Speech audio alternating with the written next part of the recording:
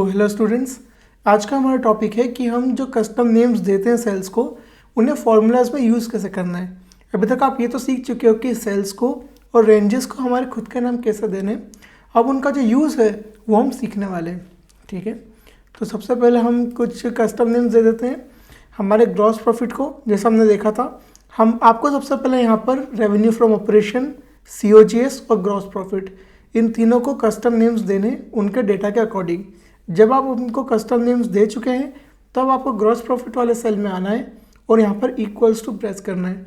हम ऑलरेडी जानते हैं कि जब भी हमें कोई फॉर्मूला स्टार्ट करना होता है तो वो हमेशा इक्वल्स टू से स्टार्ट होता है। ठीक है, देन आपको आपका कस्टम नेम लिखना है। अब आप ये भी कर सकते थे कि आप Q4 लिखते हैं। Q4 क्यों?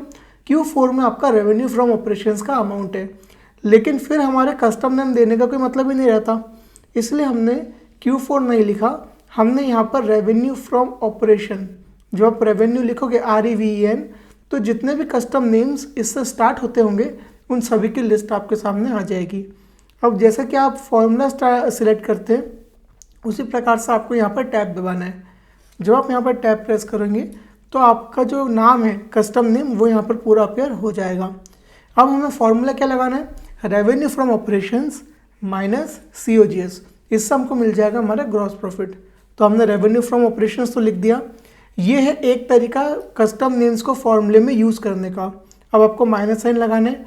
अब हमें इसमें से COGS को माइनस करना है, तो हमें इसी प्रकार से COGS भी लिखना है।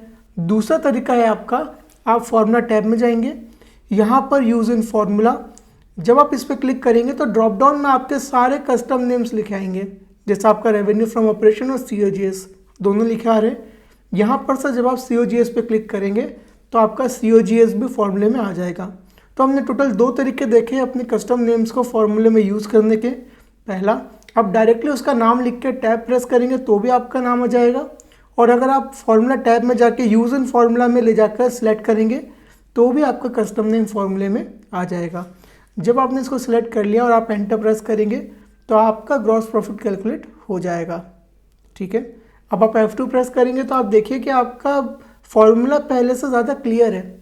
अगर Q4 माइनस Q5 होता तो कैलकुलेशन तो इसमें भी हो जाती, लेकिन आपको फॉर्मूला समझने में प्रॉब्लम होती है। अगर कोई कॉम्प्लेक्स सी कैलकुलेशन है तो हमें प्रॉब्लम होती है अगर सिर्फ सेल के नेम ही लिखे हुए हैं।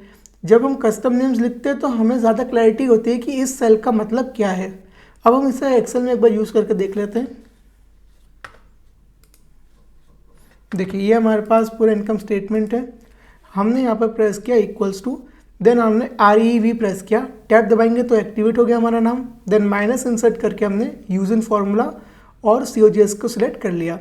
देखिए, आपका फॉर्मूला जब एंटर करा तो आपका ग्रॉस प्रॉफिट कैलकुलेट हो गया। ये आपका बहुत सिंपल है समझने के लिए, क्योंकि इसमें आपका यूज़ किए हुए नाम आ रहे हैं जो कि आपको पता है कि किस सेल का क्या यूज़ है। उसी तरह अगर आप C2 माइनस C3 करेंगे तो कैलकुलेशन इसमें भी हो जाएगा, लेकिन ये मुश्किल है समझने में, इसलिए हम हमारे कस्टम नेम्स का यूज़ करते हैं। ठीक है।